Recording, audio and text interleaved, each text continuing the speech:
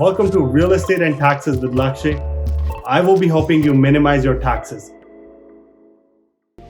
Welcome back to my Tuesday session. My name is Lakshay. We're going to be talking about real estate and taxes. Just as usual, every Tuesday we take upon this session and we try to attack a new topic relating to Canadian real estate and taxes. So for those of you who don't know, my name is Lakshay. I do have a YouTube channel. So if you missed this presentation, it's going to be up there as well. So the name of the YouTube channel is Real Estate and Taxes, and you can simply just see the recording there as well. So today's topic is technically real estate and taxes. We're trying to bring you how to value a vacant land. So first and foremost, a lot of you guys are realtors. A lot of you are in the industry who are looking to pick up some deals in this hot real estate market in terms of lands. So when you're buying a commercial unit, whenever you're buying a residential unit, there's a certain criteria you follow. You might look at comparables, you might look at impact reports and different things like that. Today's topic, we're gonna talk about a few different things, and hopefully by the end of today's presentation, you will have a little bit more knowledge on how to evaluate a land deal. So without further ado, let's get started. So today's agenda, we're gonna be talking about what questions are necessary to ask when buying a vacant land. Then we're going to look at how are some of the tools in evaluating a land deal, and then two methods of determining the land value. I'll also include an example that a live example that I looked at not so long ago, so that will give you a good idea on how to basically work the numbers. So some of the questions you might want to ask before getting started is, first of all, the size. What is the size of the property? Is it 1 acre, 2 acre? And depending on the acreage size, how much is the square footage? Then we can look at the land use designation and followed by the zoning. So is it a residential zoning? Is it industrial zoning? Is it agricultural zoning? If you end up buying a coal mine and you are trying to do agricultural development on it, it might not be a good idea. So it's very important to look at the zoning of the land before you buy it. You also might want to look at any easements on the property. Sometimes your neighbors, sometimes your, if there's anything in the past that people might have looked at in that term. So an easement on the property is something that should be considered and not to be missed whenever you're looking at a land deal. Has the land been surveyed? A lot of the time, surveyor has not passed the property. So that is something to look at when it comes to, a surveyor is basically someone you hire in order to get the land surveyed in terms of what is the boundary of the land. You don't want to be buying a property where you don't know what is your boundary. So that is what the job of the surveyor is technically. Any environmental defects. A lot of the times, when the land is left stranded, they might be small like puddles, there might be natural water, which might be good idea for you, but there could be small ponds where there's fishes living there. That is a nightmare, because then you will have to call an environmental engineer and then rehabilitate those fishes to a different habilitation. So that can cost you like $50,000 just to move fishes. So that is something that you want to look at. Another thing to look at is public utilities access. If you have something already built around it, let's say a commercial or an industrial plaza, they have already pulled the utilities. But if you're the first one there, it could be a nightmare to pull all of these utilities all the way to your unit. So something to think about, something to consider when you're looking at a land deal. Another thing is waterways. If it's natural water over there, it's a good idea for you. So we were looking at the waterways or any hurdles around the development. So are there any, let's assume, power lines going through your unit? So those are some of the things that you want to also look at, because city might take away some of the land, or there might be wastage whenever you're trying to build, because you cannot construct when there's power lines going. Some of the other things is, what are the anticipated future property taxes? Is there does the land have schools nearby? Because I've had in a case where the property taxes increased by 40% year over year just because they had to develop a school in that area and there was nothing there, so the cost was very high. So these are some of the 9 things that I pointed out. There might be other things that might have been missed in this, but these are the 9 things that I definitely consider before buying a land. Now that we looked at what are some of the 9 questions that we should ask before buying a land, now let's consider what are the tools that are required to evaluate those 9 things. There's 3 things that we can definitely look at. Number 1 is the zoning map, number 2 is flooring space index, and number 3 is MCAP. Zoning map is technically tells you what is allowed in that zoning area. So is it allowed for automotive unit, automotive repair shop, or is it strictly for residential unit, or is it strictly for industrial unit?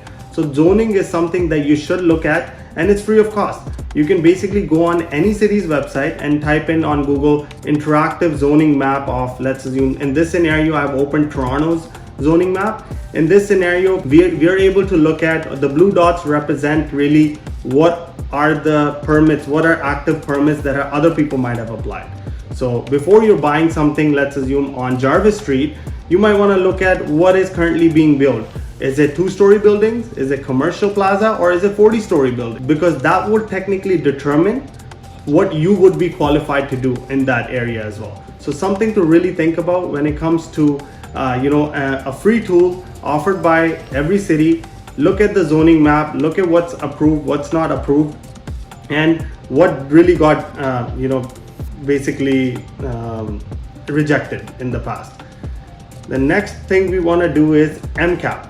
MCAP is technically Ontario's property assessment system. Basically what it allows you to do is if you want to check what would be the property taxes for the property that you're trying to buy, MCAP is a great tool that can technically help you determine that.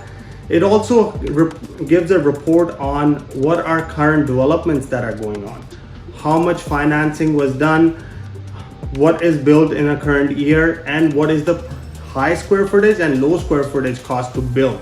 So a great tool, once again free of cost for you to look at. In this scenario, if you look at downtown west, downtown east, core, they gave a price to build per the low price to build as well as the high price to build and the market value that it will sell at. So when you're doing an assessment for a land, it is always a good idea to check what would be the cost to technically build in that specific area and how much is the market value of that. So another good way basically to kind of go through this, look at it, and then make your final decision. One of the other things that you want to also look at is floor space index.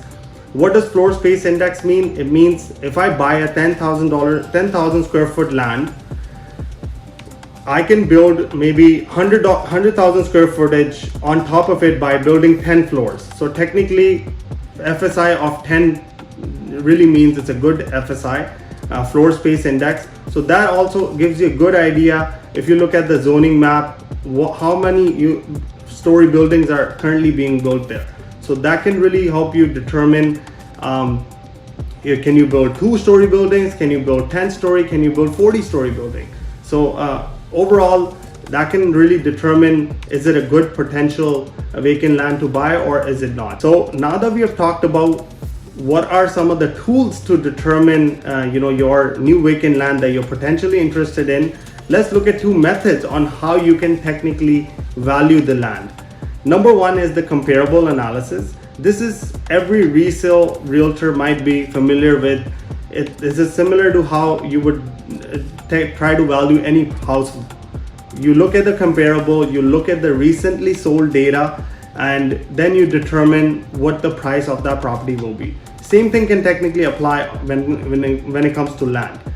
You find the average price per acre or per square foot, and then you times that by the property size. So if let's assume the average price per acre is technically $1 million and the property size is 3 acre, you can technically do 3 acre times 1 million, which is 3 million will be the value of your land. So this is a comparable analysis that can really help you determine your land's value. Now let's look at residual value analysis. This is a little bit more complicated. This is the one that I would say most of the builders would technically use.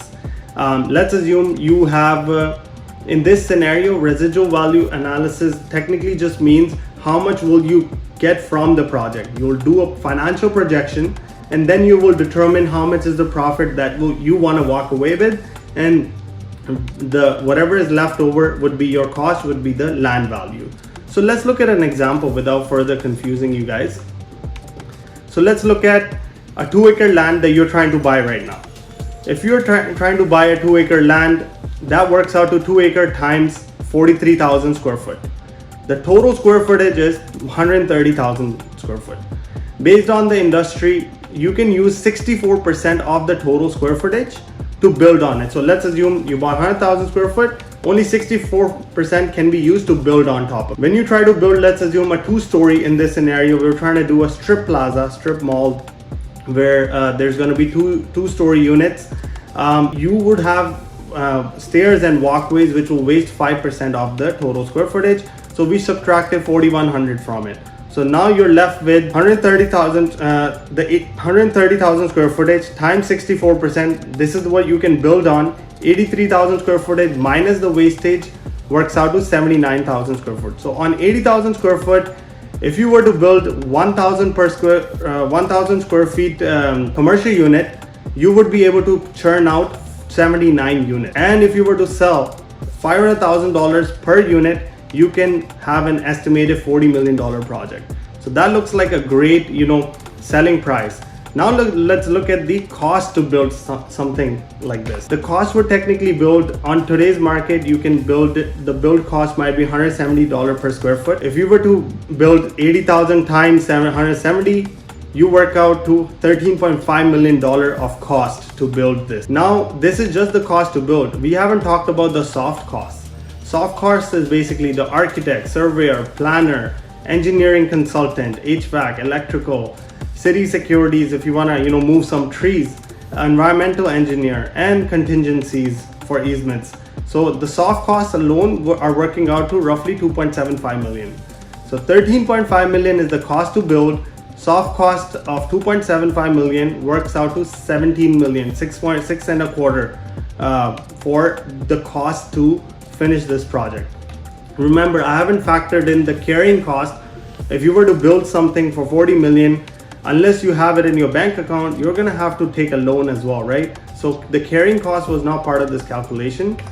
But in conclusion, you collected 40 million from 79 shops, you spent $17 million to build it.